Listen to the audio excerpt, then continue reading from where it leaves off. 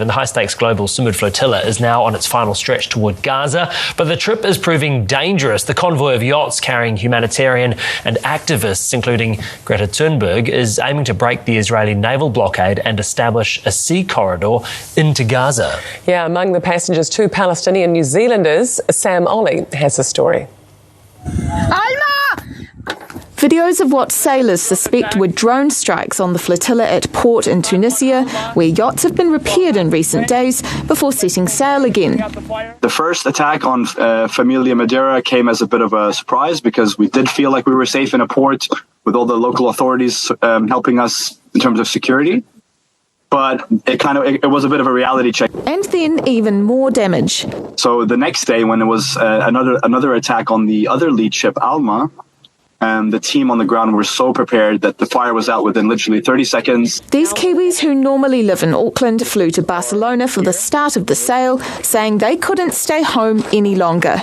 And we look at our screens and we have the privilege of just swiping across and just continuing with our day. And personally, it's just so hard for me to do that. Having just left Tunisia, it's expected it will take up to 2 weeks to get to Gaza now.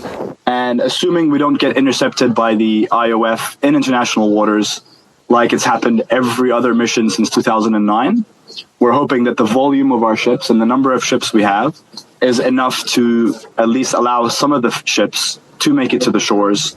Although the aid they do have is tiny compared to the need, they're encouraged by the 20,000 protesters in Auckland on the weekend. When they marched down Queen Street, it was absolutely beautiful. The pair in their own group of activists at sea, including Greta Thunberg, who was detained in a previous flotilla attempt. I've had a couple of chats to her. She's very, very nice and very lovely. Yeah, she's quite sweet. She's just a normal human that walks around with her frog hat. Yachts carrying people from an estimated 40 countries to Gaza nearly 2 years after the war broke out. Sam Ollie, One News.